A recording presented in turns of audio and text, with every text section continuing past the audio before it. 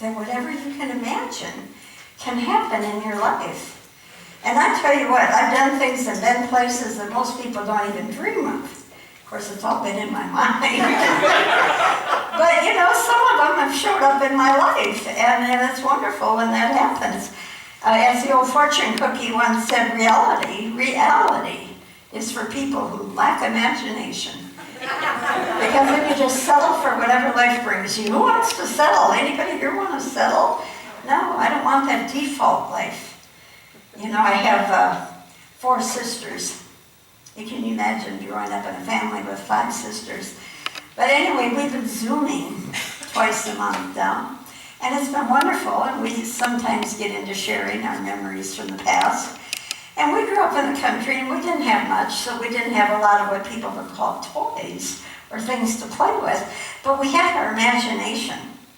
And my one sister shared last week about this old picture. I wish I had it. She has it. It's an old black and white picture of us. And we're out by the woods, and we created this store. And we were selling things in the store. And we created it with whatever we found in the woods and whatever we dragged in from the house. You know, we did that. We had houses, we had everything in our imagination. And I look at now, nowadays, everything's electronics, and that creates a different kind of creativity from electronics. So I'm not saying that there is no imagination anymore, but it'll be interesting to see what comes out of that kind of creativity, because we created it out of nothing. And imagination, of course, is a spiritual principle. It is one of the 12 powers of the Christ. You know, when Jesus called forth his apostles, each one of them represented a quality of the Christ. And the apostle that Charles Fillmore chose for this was Bartholomew. Some versions call him Nathaniel, the same person, just 2 different languages. And the place in the body where imagination comes forth from is the pituitary gland. And Charles Fillmore said everything that is manifest, everything, was first a mental picture and was brought into expression by the forming power of imagination. So why did he pick Bartholomew or Nathaniel, depending on what you call him?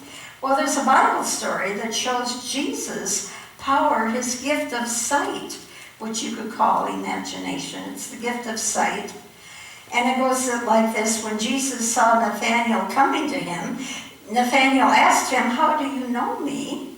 And Jesus answered, "Oh, I saw you when you were under the fig tree before Philip called you." Now, nobody knows what he was doing, but Nathanael said, "Oh, teacher, you are the Son of God. You are the King of Israel." And Jesus said, "Do you believe me just because I told you I saw you under a fig tree? You'll see much greater things than this."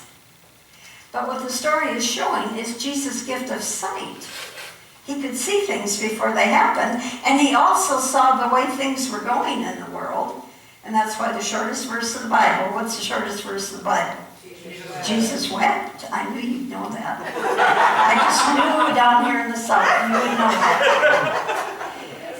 So Jesus brought forth a new idea when he saw where things were going. And the new idea was that we are in relationship with the divine.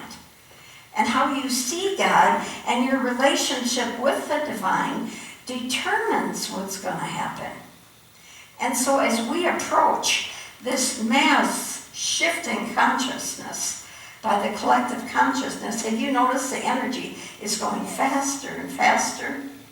And that means the synchronicities and the manifestations are also happening faster and faster. So it's more important than ever that what we imagine that new world being like is determined not by how we see it, not how we focus on what's happening out there or the past, but how we see this new world becoming.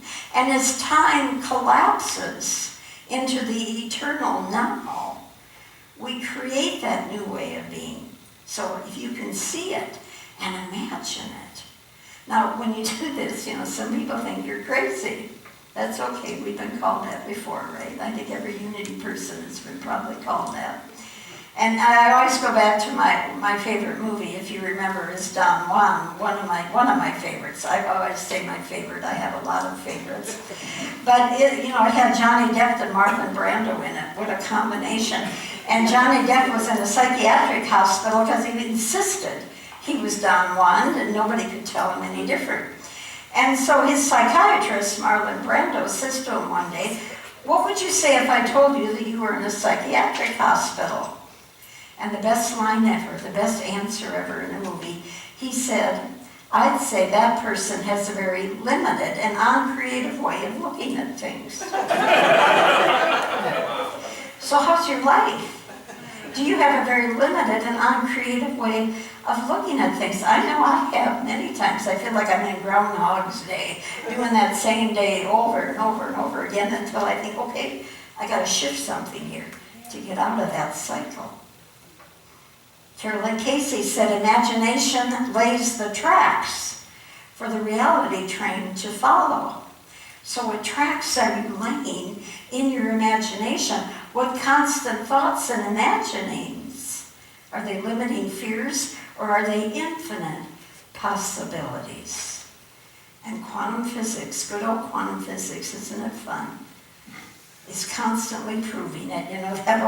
We talk about it a lot, those two tubes that they sent a particle through, each tube. And one tube it came out a particle and the other tube it came out a wave because of the observers affecting the outcome. And so our life is like a tube and we can determine what's going to come out on the other end by how we imagine it to happen. Scientists call it quantum weirdness. Metaphysicians call it the power of imagination. Charles Fillmore called it the power of the Christ. The infinite possibilities that are out there for us. And the outcome is determined by us, by the observer, through our imagination, instead of that default reality. And I've shared with you before how I grew up watching Westerns. And man, I was in love with Roy Rogers. I had to live out west. I knew I just had that life, riding a horse every day out west. And 17 and a half, my best friend comes to me and said, "Would you mind," repeat, "would you mind helping me drive my parents out west because they can't spend the winter in Minnesota?" And I said, "Would I mind? Would I mind? Are you kidding? My dream come true." And I've lived in the West many times until I got it out of my system. And then one day I woke up and I started to imagine what it would be like to live in Tennessee. And all of a sudden, here I am. Greg Braden said, "Man's chief delusion is his conviction that there are causes other than his own state of consciousness." And that can work for us or against us. Anybody here ever make a mountain out of a molehill? I know I have. Did I scare a few people? Anybody here worry yourself sick? Work yourself into a frenzy? Imagine your fears into being. That which I have feared has come upon me. Oops. All together now. Oops. 2020, the world looked like it was going mad. And a lot of paranoid imagining started to come out of all of us. Imagination can go wrong or right depending on what tube you put it through. Before COVID, we had some paranoid ones too. They were a little different. But here's some examples before COVID. To stay safe in the world, avoid riding in automobiles because they're responsible for 20% of all fatal accidents. Don't stay at home because 17% of all accidents occur in the home. Avoid walking on streets or sidewalks because 14% of all accidents occur to pedestrians. Avoid traveling by air, rail, or water because 16% of all accidents involve those forms of transportation. Now, the remaining 33% of all deaths occur in hospitals. So above all else, avoid hospitals. Good news. You will be pleased to learn that only 0.001%, I repeat, 0.001% of all deaths occur during worship services in church, and those are usually related to previous physical disorders. Therefore, logic tells us that the safest place for you to be at any given moment in time is in church. So please attend church. It could save your life. I guess Jesus really does save. Okay. You know, when we read the Bible in unity, we interpret it metaphysically. Just like interpreting dreams, every person, place, or thing is an aspect of my consciousness. And so the two stories in the Bible that are about imagination, the first one is in the Old Testament, Joseph and his coat of many colors. The coat of many colors is that imagination. The colors are a world. And the other story is in Genesis, the first treasure map. And if you took my prosperity class, you already know this story. The first treasure map was in the Bible. You know, treasure map is when you put your heart's desire on a poster and you put it up and you see it all the time, and then it comes into your life. Well, in the Old Testament story, Jacob worked for his father-in-law, Laban, and he wasn't a very nice man.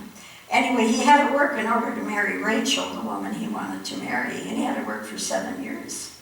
Then at the end of 7 years, he got to marry Rachel. The only trouble was they had a law back then. The first daughter had to be married first. And so Laban tricked him, and during the wedding ceremony, the bride had a veil on. And when the veil came off, here it wasn't Rachel, it was Leah, the oldest sister.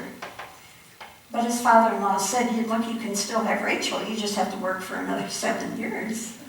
What a father-in-law, huh? Now Jacob worked hard for him, and he built up Laban's herd. But he wanted his own herd, so he asked his father-in-law, look, I want my own herd. And his father-in-law said, okay, but trickster that he was, he said, you can only have the streaked, the spotted, or the speckled lambs. And then he took all them out of the herd to reduce the odds. Well, Jacob finally outsmarted Laban. He knew the power of imagination. He took branches of bark that were spotted and speckled and put them by the water trough where the sheep bred. I don't know why they bred by the water trough, but they did. Anyway, the sheep saw all the spots and speckles and stripes, and all their baby lambs were streaked and spotted and speckled. The first treasure map is in the Bible. Can you believe that? If you can believe it, if you can imagine it, you can do it yourself. Make a vision board. Put your heart's desire. I'm not talking about all the I want this, I want that, but your heart's desire. And you don't give it a lot of focus, you give it a light focus, a gentle focus, and forget about it, just have it there. And that particle will go into the tube, and whichever way it comes out will be determined by your imagination. With all the 5 senses, you think it, you feel it, you taste it, you see it, as if it's already there, gently. So how do we want to see this new world going? Do we want to see it through the past? Then keep seeing the past. Do you want to see it through fear-based limited thinking? Then see it through your fears. Do you want to see it through separation thinking, with all of us at odds with each other? Or do you want to see it through unity? We're all one with divine presence. And we allow that to come forth, creating the world that we desire. And you can't have 2 feet, both 1 foot in each world. You can't have a foot in the past and a foot in the future. A foot in fear and a foot in faith. You've got to get both those feet through one tube, or the particle doesn't know what to do with itself. And then you end up with a mixed world again, a mixed creation. Oh my, has it come to prayer? I think it's come to prayer. So let's just let it all go. Any concerns, any worries about what the future is going to be, we haven't a clue. But we have the power of imagination. And collectively, the power is increased. As collectively together, we see a world of peace and harmony, like Deb read about in the Daily Word today. That peace and harmonious world of everyone living together, one mind, one heart, one presence, one power. In unity and faith, we create that new world. And then we release and let go and allow that particle to go through that tube and come out on the right side. And a higher, lighter, ascended state of mind, we are one in the nature of Christ. And so it is, so it truly is. Amen. Amen.